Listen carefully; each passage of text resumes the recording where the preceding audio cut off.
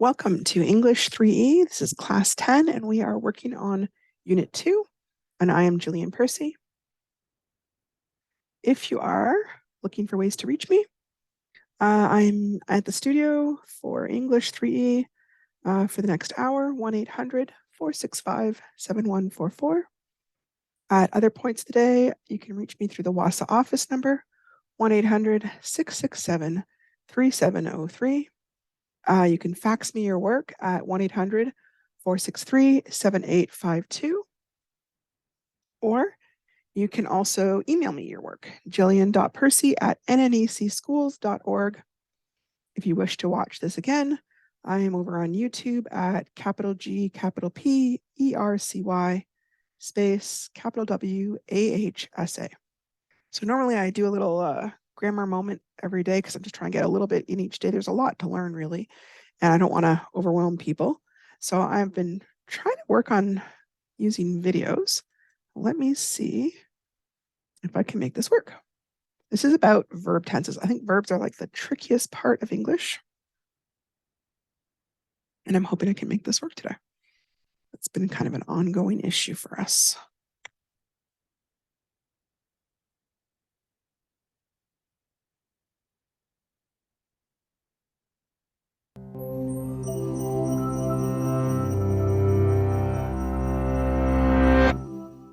Grammatical tense is how languages talk about time without explicitly naming time periods, by instead modifying verbs to specify when action occurs. So how many different tenses are there in a language like English? At first, the answer seems obvious. There's past, present, and future. But thanks to something called grammatical aspect, each of those time periods actually divides further. There are 4 kinds of aspect. In the continuous or progressive aspect, the actions are still happening at the time of reference. The perfect aspect describes actions that are finished. The perfect progressive aspect is a combination, describing a completed part of a continuous action. And finally, there's the simple aspect, the basic form of the past, present, and future tense, where an action is not specified as continuous or discrete. That's all a little hard to follow, so let's see how it works in action. Let's say your friends tell you they went on a secret naval mission to collect evidence of a mysterious sea creature. The tense sets the overall frame of reference in the past, but within that, there are many options. Your friends might say a creature attacked their boat. That's the past simple, the most general aspect, which gives no further clarification. They were sleeping when it happened, a continuous process underway at that point. They might also tell you they had departed from Nantucket, to describe an action completed even earlier. That's an example of the past perfect. Or that they had been sailing for 3 weeks, something that was ongoing up until that point. In the present, they tell you that they still search for the creature today, their present simple activity. Perhaps they are preparing for their next mission, continuously as they speak. And they have built a special submarine for it, a completed achievement. Plus, if they have been researching possible sightings of the creature, it's something they've been doing for a while and are still doing now, making it present perfect progressive. So what does this next mission hold? You know it still hasn't happened because they will depart next week, the future simple. Your friends will be searching for the elusive creature, an extended continuous undertaking. They tell you the submarine will have reached uncharted depths a month from now. That's a confident prediction about what will be achieved by a specific point in the future, a point at which they will have been voyaging for 3 weeks in the future perfect progressive. The key insight to all these different tenses is that each sentence takes place in a specific moment, whether it's past, present, or future. The point of aspects is that they tell you, as of that moment, the status of the action. In total, they give us 12 possibilities in English. What about other languages? Some, like French, Swahili, and Russian, take a similar approach to English. Others describe and divide time differently. Some have fewer grammatical tenses, like Japanese, which only distinguishes past from non-past. Buli and Tukangbesi, which only distinguish future from non-future. And Mandarin Chinese, with no verb tenses at all, only aspect.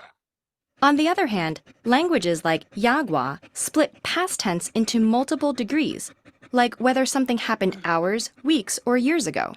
In others, tenses are intertwined with moods that convey urgency, necessity, or probability of events. This makes translation difficult, but not impossible. Speakers of most languages without certain tenses can express the same ideas with auxiliary words like would or did, or by specifying the time they mean. Are the variations from language to language just different ways of describing the same fundamental reality? Or do their diverse structures reflect different ways of thinking about the world, and even time itself? And if so, what other ways of conceiving time may be out there? TED-Ed is a nonprofit. If you value our work, please consider supporting it on patreon.com/TED-Ed. Okay, so I was curious. So English has 12 different verb tenses. I don't know how many verb tenses. Oh, sorry about that. Okay, so I was curious. English has 12 different verb tenses. Does Ojibwe have 12 different verb tenses? How do you guys handle verbs? Or I know some listeners are probably OG Cree. Every language is different. Some languages use separate words, like which is what English does, except for where it adds ing and ed. Other languages tend to use little different markers. They kind of add it into the verb to change the verb tense. So just kind of a little bit of a language moment there to kind of talk about how verbs, which are so important to any language, really. All right. Oops. Okay. So here is our assignments for this unit. We've already covered all the stuff for class 9. For class 10, we kind of covered the stuff on employability skills and questions 4, 5, and 6 yesterday because we kind of had some extra time. So today we're going to look at how to be an effective group member and then the assignments that go along with it. And then if we have some time, we will take a look at how to make a presentation and the assignments that go along with that. And that will get us a bit ahead too, because we did miss one class this week. Okay. So in the anthology, Making It Work, we have how to be an effective group member on page 113 and 116. And then on page 116, there's a little activity called Think About It that's worth 4 marks. And then there's another one called Use the Anthology, which is worth 5 marks. So you want to be the kind of person that others want to work with and can rely on. An effective group member arrives at the group prepared to work. They are good listeners. They keep themselves on task. They contribute ideas and encourage others to listen to all ideas. They do their own part and don't worry about other people's parts. They are reliable, flexible, and they set both personal and group goals. Think about what positive things do you contribute when you work in a group, and what do you think you could improve about your work in a group? For example, some people are big talkers, and so they tend to monopolize the conversation, and they have to remember to encourage others to share their ideas. Other people feel very shy in a group and have a hard time speaking up. And even sometimes when they've got really good ideas or they recognize that their group members are making a mistake, they just feel too shy to speak up. So that's one of the goals for them would be to speak up more and share their ideas. So how do you do all this yourself? Step 1, bring all the notes, books, and materials that your group will need to do the task. They've also added positive attitude. I think this is just part of step 1 is making sure you're feeling positive as you're going into this, because not everybody likes group work. Some people prefer to work by themselves. Step 2, show that you are listening by looking at the speaker, leaning towards the speaker. Now, obviously, you don't want to lean so far you're making them feel freaked out, but just kind of a little tiny, polite lean just kind of shows them that you're focused on them. Being respectful and not talking or doing other work. So obviously, if you're part of the group, you're not also on your phone because that's not very respectful. Nodding when you agree or saying so out loud, like, oh, yeah, I agree. Yeah, you're right. And asking good questions when a speaker is finished. So maybe you're asking them things like, hey, can you tell me more? Or, I didn't quite agree with you on that idea. Can you explain your ideas more? Or I felt really confused when you were saying this. Can you show me what you were talking about? So totally okay to ask some questions, especially when you're working as a group and you guys are kind of relying on marks together. How to do it yourself continued. Step 3, keep yourself and your group on track by reminding yourself and others of the purpose of group work if you get unfocused, politely reminding others to return to the topic, helping the group to set goals for each group work meeting, and watching the time. Now, I find it's really helpful to kind of agree ahead of time. Hey, we're going to sit down for 45 minutes. We're going to sit down for an hour.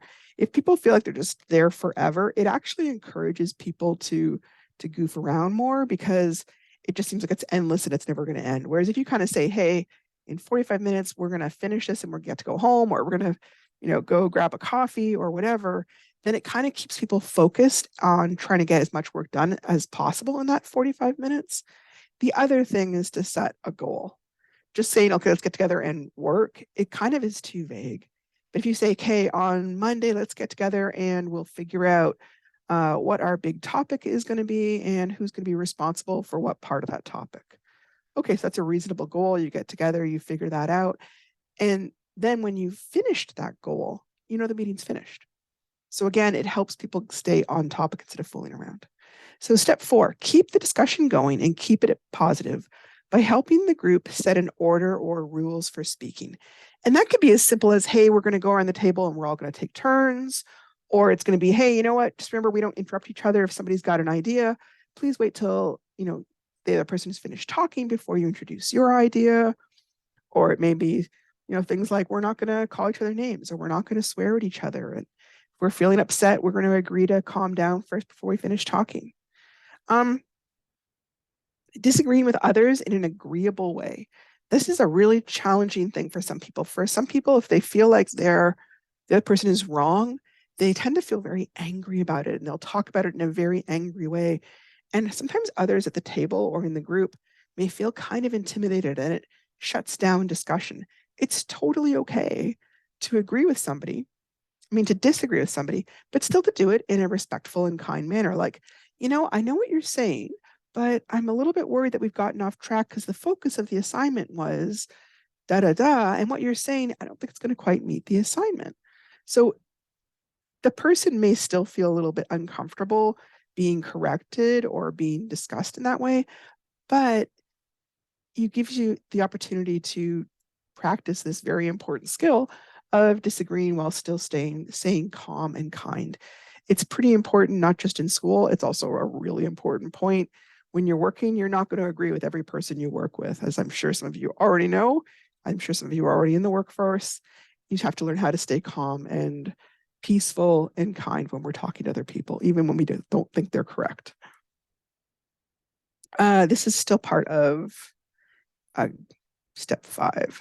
Hang on a second. No, step 4. Use polite gestures, such as putting up your hand, to attract the attention of group members, speaking in turn, in other words, taking turns speaking, and asking others for your opinions.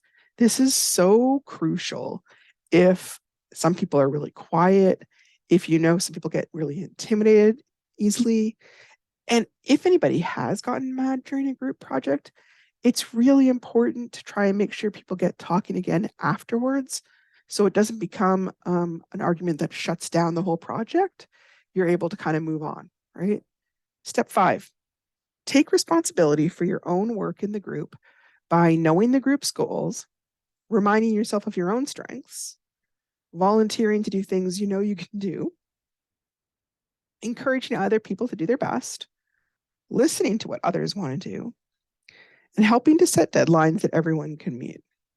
So for example, if I'm in group meetings, I don't usually take minutes where they kind of write down what's happened because my writing is really, really poor, especially if I'm trying to write quickly.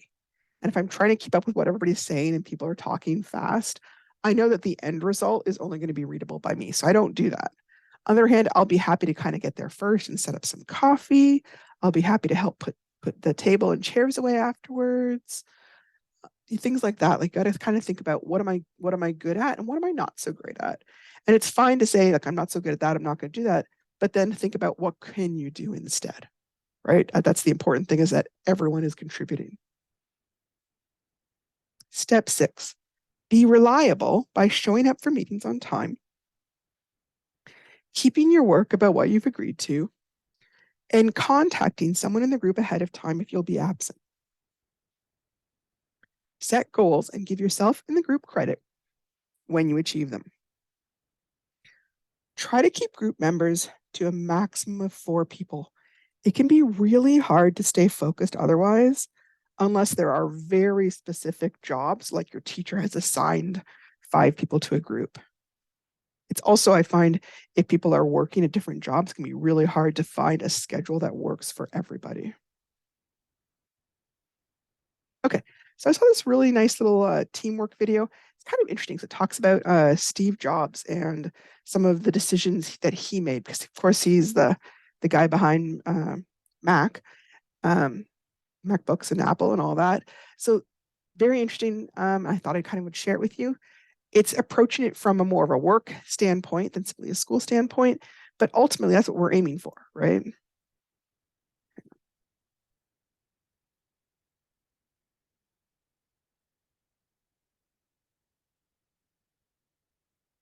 In 1986, Steve Jobs was forced out of Apple and bought a small company for $5 million. That company was Pixar. And he stayed Pixar's CEO until 2006. During that time, Steve Jobs taught us valuable lessons about the difference between good teamwork and bad teamwork. You see, in 2000, Pixar was moving offices, and they had plans to build 3 separate offices, one for computer scientists, one for animators, and one for Pixar executives. When Jobs learned about the plans, he scrapped it immediately. Why? Because he knew the entire Pixar team needed to be together, to have one big space, and a meeting place right in the middle. Because he knew that great teamwork requires connection. See, every team's got to figure this out at some point. This is how teamwork goes. That everything goes great until it doesn't. And then what? When things get hard, you're losing the championship game, the business stops making money, your marriage is strained. That's the true test. Because every team reaches that moment and they never expect to. So the difference between good teamwork and bad teamwork is defined not when things are easy, but when things get hard. That's when great teamwork comes down to these 3 things. First, during the tough times, do you drift apart or stay connected? It's a critical distinction. Steve Jobs knew how important that fork in the road can become for a team. He knew there'd be tough times. So his answer? We stay together. We build our office to always be connected. Good times or bad times, we're going to keep running into each other. We're going to keep figuring this out. The Chicago Bulls dynasty lost many times before they finally won. The difference was they stuck together during the bad times. They didn't drift apart. They fixed the problems because they didn't run from the problems. FC Lyon, the amazing women's football team, perhaps the most successful team in the world right now, needed to break through before they went on to win 7 titles in 10 years. When things get hard, grow together. The second key between good teamwork and bad teamwork is trust. For years, Google ran some internal research called Project Aristotle, which was Google's deep data dive into what makes highly effective teams. And the 2 top determinants were feeling safe on the team and feeling like others were dependable. It was trust. Trust that my voice will be heard, that it'll be valued, it'll be appreciated, and at the end of the day, we'll get our work done. Teams aren't always the happiest groups. They don't always make life easier. In fact, oftentimes they make it harder. But when push comes to shove, a good team trusts each other, and everyone has a voice. Think about the best leader you ever worked for. Their bar height was high. Work wasn't easy, but it was fulfilling. You had a role. Others had a role too, and at the end of the day, everyone could trust each other. And that trust is so vital because of the third key between good teamwork and bad teamwork, that teams plateau before they peak. The foundational research into teams was really clear on this point. People like Bruce Tuckman and Timothy Briggs back in the 1960s and 70s figured this out. Teams have a natural plateau. They get together, they start figuring things out, then their performance starts to normalize and level. And not at the level they could be capable of, but at a natural threshold. And to reach their peak performance, in order to break through that threshold, teams need some kind of leadership to push the bar up. That's a big part why leadership matters. Now, that leadership can come in lots of different forms: a motivational breakthrough, a moment where people rally, agitating people out of autopilot, something like that. But oftentimes that leadership doesn't come without some pain, without some discomfort. And if you don't trust each other, when you try to break out of that plateau, you simply break apart.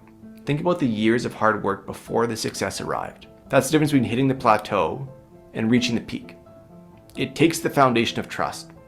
then the leadership to push it. Think about Sheryl Sandberg at Facebook, or think about what Steve Jobs brought back to Apple when he rejoined, that push from plateau to peak. It's the fundamental law of teams, that everything goes well until it doesn't. And then what? That's when bad teams unravel and good teams rally. So don't get caught off guard. You know that these teamwork challenges are coming, whether you're facing them now or not. So build a structure to stick together. Build trust at every moment, even when you don't think it matters. And foster leadership that will push you from a plateau to the peak. That's good teamwork.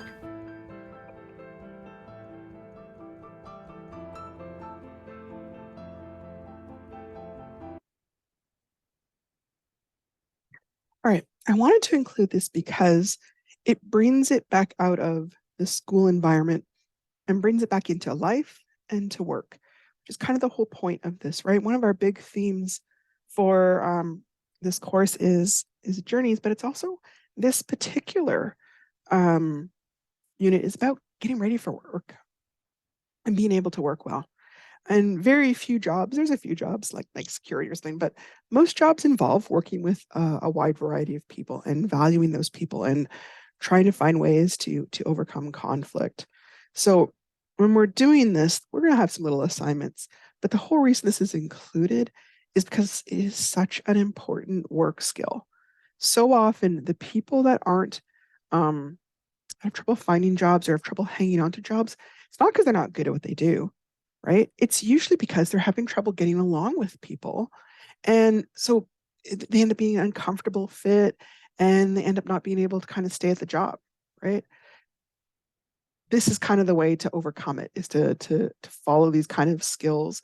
And the big key to all of these really is respecting other people. Respecting yourself enough to do the work and respecting other people enough to value their work and encourage them to do their best, okay? All right, let's see here. All right, so this is going back to the textbook. Sorry, I just took a picture, usually kind of type, but we were running a bit short on time today because of the server. It says, the following is an example of what might happen when people work in a group. As you read, think about the positive and the negative behaviors described. Alicia is having some trouble working in a group. It's getting to the point that no one wants Alicia to be in her group anymore. Her friends know that she's a very interesting and creative person and could potentially do really great work, but they don't know how to make it happen. Alicia has been signed to a group in her culinary arts class. There are 5 people in the group, including Alicia. Their job is to choose the cuisine of a country of their choice and to design and produce a menu for a 5-course dinner. The group has 4 class periods to make decisions, do research, and design and produce the menu. Alicia was there on the first day, but she was 20 minutes late. Group members had to explain the assignment to Alicia. Then Alicia didn't really pay attention to what the group was doing. She pretended to listen, but she was really using the class time to finish her math homework instead. The group decided, without Alicia's input, to design a menu of Thai food. Near the end of the class, the group asked Alicia if she'd go to the library after school to print out some information on Thai soups. Alicia agreed. The next day, Alicia was late again. She hadn't done the research, and she spent the rest of the period walking around talking to members of the other groups. Her group planned the rest of the menu and decided to give Alicia another chance. They made her promise that she would find a soup recipe to bring to the next class. Alicia promised that she would. Alicia did not come to the next class. This is day 3 of the assignment. So then another person in the group had to do Alicia's research for her. Alicia arrived in class on time on the last day of her assignment, day 4. She was very interested in the design of the menu booklet and spent the whole period working on it. She volunteered to take it home to finish the final copy for the group, but the group didn't trust her to finish it or even to come to class the next day. They did want Alicia's help, however, so they all agreed to meet after school to finish it. Alicia didn't make it to this after-school meeting, so the group finished the book without her.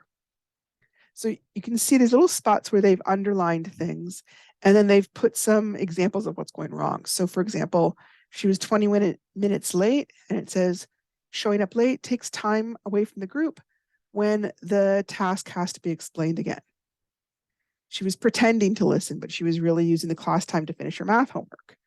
Not being focused means you can't help do the work. She didn't come to class the one day, which means the others had to do more work to make up for it. And she promised to meet them after school, and she didn't. And this is not a job that she was interested in, liked, and was good at. They would have really benefited from her, but unfortunately, she kind of bailed on them and didn't show up. So they finished the booklet without her. So our assignments are the think about it and they use the anthology. We don't have to worry about the activities, okay? So the think about it says, what positive things did the group do to include Alicia? So think about what are some things they did that were trying to include Alicia in the process. Then, what do you think Alicia's biggest problem is? And what advice would you give her about how to improve? So I'm going to back up for a second because marks are over here. So the think about it, the part about how did the group try and include her is 4 marks. And then the next part, the use the anthology, is 5 marks. Okay, so this part is referring back to the play we read. Remember the one called Teach Me the Ways of the Sacred Circle? That was on pages 6 to 20 of The Road Ahead. Elaine, Matt, and Sam work well as a group. What are some of the reasons for their success? When they have problems, how do they solve them? Because there are some points where they're sitting down and meeting, and one of the boys, and I'm forgetting right now whether it's Sam or Matt, but anyways, gets kind of mad at the others, like he feels that they're not doing their job. How do they get past that? What do they do? Right? Because they actually, I like how the video we were talking about talks about every group is going to have conflict. It's inevitable, right? The point isn't never having conflict. The point is, how do you solve it? Okay. So take a look back at Teach Me the Ways of the Sacred Circle and think about how did they solve it? What are some aspects of good teamwork that they used? Okay. All right. So we still have time. So we're going to talk about the next part, which is reading how to make a presentation, which is on page 136 to 139 on making it work. And then this one is kind of, we're beginning to get kind of the harder activities here. Page 140 has a use the anthology activity that is worth 15 marks. And then also on page 40, activity number 2 has to be done, and it is also worth 15 marks. So this one has higher level of marks on this one. So I'm sorry I had to just take pictures. Usually I kind of copy things over and shorten it a bit, but again, we had some computer issues today. So this is kind of the easier way here. How to make a presentation before you start. The challenge when you make a presentation is that your audience only has one chance to take in your information. This is assuming that it's oral, okay? A presentation works well if it captures the audience's attention the right way, clearly tells the audience the purpose of the presentation, is just the right length to keep the audience's attention, informs the audience about what they need to know, satisfies what the audience might want to know, uses language that is right for the audience's understanding, has ideas that are clear and well thought out, and is organized logically. Before you take the steps to preparing and making a presentation, think about these questions. What makes an oral presentation interesting to you? And what things keep you listening until the end? What do you find enjoyable about doing oral presentations? And what do you find challenging? So the first question, what makes an oral presentation interesting? If you're having trouble thinking of things, let's reverse it. What do you hate about certain kinds of oral presentations? Because if you look at what you hate, then the opposite is what you like. So let's say you hate that people will talk in a boring, monotonous voice. Okay, so then what you think is interesting is when people talk in a varied voice that uses lots of expression. What do you find enjoyable about doing oral presentations? Now, I know the answer for a lot of us is going to be nothing. We don't like doing oral presentations, which is exactly how I felt as a student. However, if you're having trouble thinking of things, go on to the next part of what do you find challenging, and maybe think about what is the least challenging thing. Like, I didn't mind writing the oral presentations, but I found it very nerve-wracking to stand up in front of the class and do it orally. Some teachers will let you tape it, and then you would just kind of sit and watch the tape together. That's one way to get around to that. But anyways, think about what you find least challenging. If you can't find anything enjoyable, try it that way, okay? This walks through how to do it yourself. Step 1, choose a topic or use the one that you've been assigned. Step 2, think about what you know about your topic. Brainstorm a list or use a visual or a graphic organizer. Step 3, think about your audience. Ask yourself the following questions and note the answers. What do I know about the audience? What do I need to tell my audience about the topic? What do they know about this topic already? And what will interest them about this topic? Audience is so important. Like, let's say I wanted to talk about cars. I want to give a very different presentation if I'm talking to, say, 5-year-olds than I would if I was talking to teenagers learning to drive. And I would give an even different presentation if I was talking to NASCAR race drivers as compared to, say, elders who are in their 80s who are about to retake the driver's test.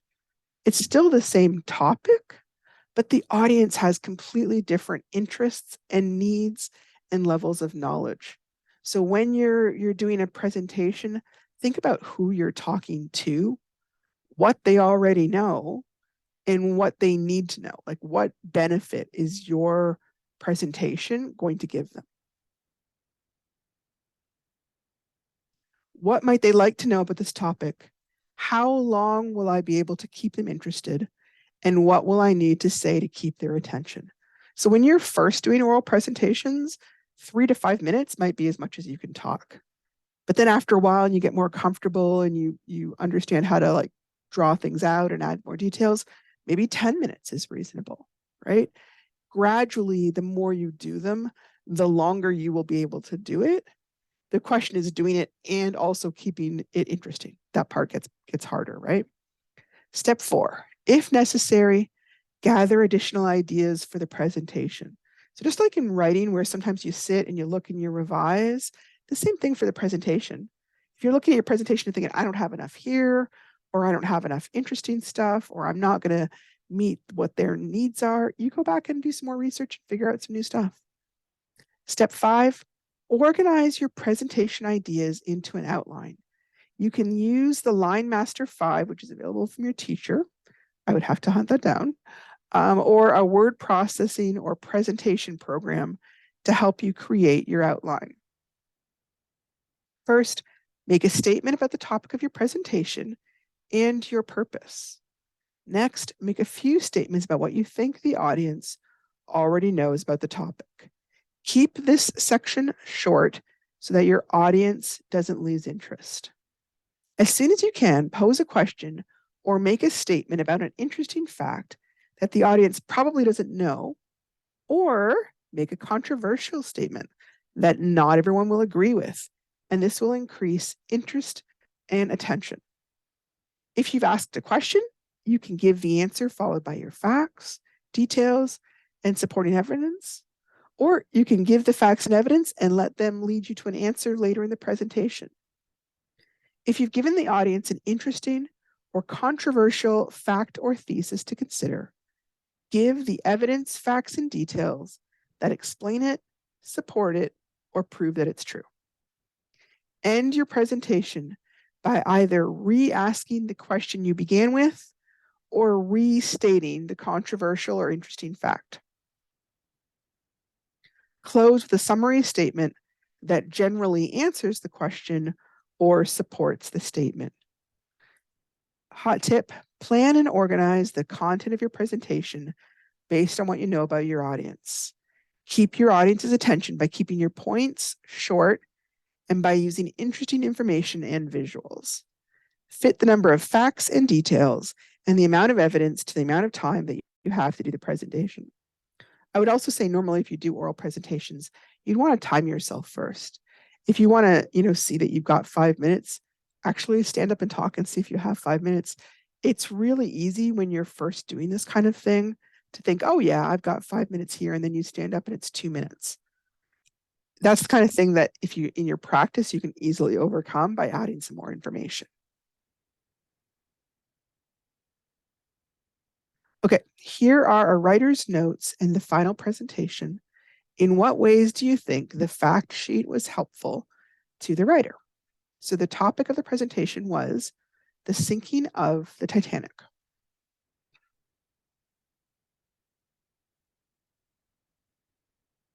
The ship was believed to be unsinkable because it had separate bulkheads that could be closed if they were ruptured, sealing off the water from the rest of the ship. It was one of the largest ocean liners ever built. It had 2 sister ships, the Olympic and the Britannic.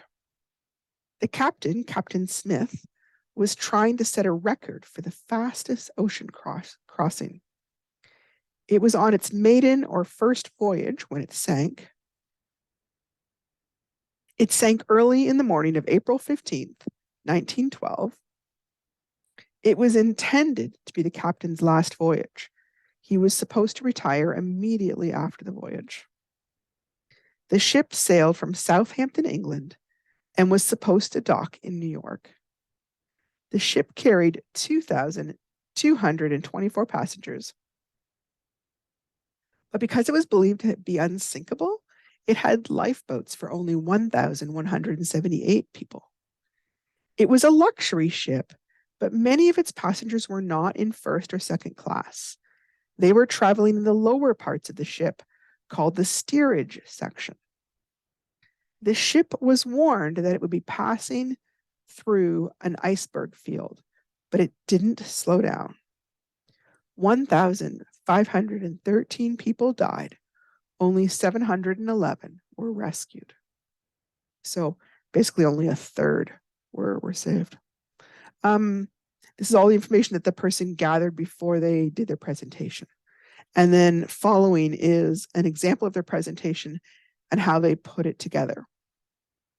And you can see there's a big difference between their notes and how they put it into their oral talk here. I'm going to read it straight through, then we can kind of talk about the little notes on the side, I think, here. Today, I'm going to explain the real reason why the Titanic sank. Many people think the reason was just bad timing and bad luck. But what really caused the sinking of Titanic was human pride. So remember how they talked about a statement that's kind of controversial? Here's that statement, right? Some people are going to disagree with it. Some people might be upset, but that upset gets them kind of interested and wanting to listen. Sometimes just so they can argue. That's okay. It still has them interested in your presentation. Titanic was one of the largest ocean liners ever built. She had 2 sister ships, the Olympic and the Britannic.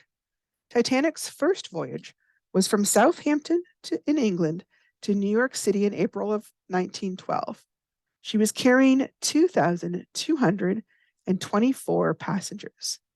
The builders believed the ship was unsinkable. If it hit anything that punctured the hull, the bulkhead would be sealed off to prevent water from entering the rest of the ship. For this reason, the Titanic only carried about half the life rafts it needed for the passengers on board. The owners of the Titanic wanted to set a speed record on her first ocean crossing. As the ship approached the east coast of North America in the early morning hours of April 15th, the crew were warned that there were icebergs ahead, but they didn't slow down. Titanic hit an iceberg, which tore a huge hole in its hull below the waterline. There were just too many bulkheads to seal off. The ship sank in just over an hour. There was a ship nearby, but it didn't hear a Titanic's distress call. Only 711 people were rescued. 1,513 people died. Many of these had been traveling in the lower part of the ship, the steerage section. The captain, who intended to retire when he reached New York, went down with the ship. If the builders hadn't been so proud of their unsinkable ship, they'd have made room for enough life rafts for all the passengers. If the owners hadn't been so proud, the ship would have slowed down through the iceberg field, and the tragedy wouldn't have happened. Therefore, it was human pride that caused the sinking of the Titanic. Okay, so they kind of underlined some of the facts that they feel show that it was about pride rather than just bad luck. I hadn't heard the part before about trying to set a speed record. That actually makes a lot of sense because it was always kind of odd that they didn't pay more attention to the iceberg thing, but that's why they didn't pay attention, right? They were like, what's the likelihood? And they just kind of kept on going. All right, so this is following the how to do the oral presentation. Okay. We don't have to worry about the think about it. We have they use the anthology. Choose one of the 5 unit themes of the reading anthology. Choose several selections from that unit and write a presentation that explains how the selections support the theme. And that is worth 15 marks. Hang on, sorry, I haven't used these tools for a little bit. Let me see if it'll let me do it. Yep, okay. So that's 15 marks. It's pretty big little project there. We'll talk about it in a second. Sorry, hard doing this with a little bit of a clicker here. Activity 2, we don't need to worry about 1. We're worried about number 2, where the star is. Imagine you are a salesperson. Choose a product or a service that you represent and on which you have to give a presentation to a potential customer. Make notes on the product information and then create an audience profile of the customer. Write an outline of the presentation you would deliver and deliver the presentation to your class. Okay, I'm going to go back to use the anthology and talk about that for a second. At first, when they were saying choose one of the 5 unit themes, I wasn't sure what they meant. And then I realized we kind of echo the unit themes in our course as well. The 5 themes of this anthology are preparing for the journey, setting out, the journey, attaining the quest, and what the future holds. Okay, so we've already finished preparing for the journey. We're working on the setting out section right now. So what they're saying is choose several selections. So some of the readings, like there might be a poem and an article or a story and a play or whatever. Write a presentation that explains how those selections support the theme. Now, I'm going to say with 15 marks, what seems reasonable to me would be to have 3 paragraphs. A paragraph, hang on, let me do it. Okay, yeah. Paragraph 1 on one part of it, paragraph 2 on another part of it, and paragraph 3 with other part of it, with more or less probably 5 marks for each. Okay, I'd have to look up the marking sheet. Obviously, it's going to be looking at things like, are your paragraphs on topic? How are you doing with your spelling and your grammar? Are your thoughts and ideas clear and easy to understand? All those kind of things that we've been working on for our writing are going to count here. This is kind of the first assignment we've done that's kind of more loose, and it's kind of more in your hands what you want to say. All right. Number 2, imagine you're a salesperson. You could be selling anything, product or a service. So product could be you're selling cars, you're selling houses, you're selling this particular dishwashing liquid or clocks or watches or whatever you're selling. Services are things that people do. So teaching is a service. House cleaning would be a service. Car fixing is a service. designing websites. So you decide whatever it is, and then you have to give a presentation to a potential customer. So think about what you're going to sell and think about who your audience person is going to be, right? So if I was trying to sell a car, I'm probably not going to be talking to teenagers. Teenagers may want a car, they probably don't have the money to buy the car, right? I might be trying to look for people that are in the age range of, say, 28 to 40, right? If I am looking to sell furniture, most older folks probably already have furniture. They're not buying furniture. People are buying furniture when that 20 to 30, 35. Sometimes they buy some more, but get a little bit older. So think about who your audience is. How much money do they have? What do they like? What are they interested in? Right? What would be the key factor that makes them want to get your product? So then you've got to write an outline of the presentation you would deliver. Don't worry about this part, delivering the presentation to the class. I think as far as I know, you're just handing it in to me. I will check on that. But as far as I know, you're just handing it in to me. Okay. So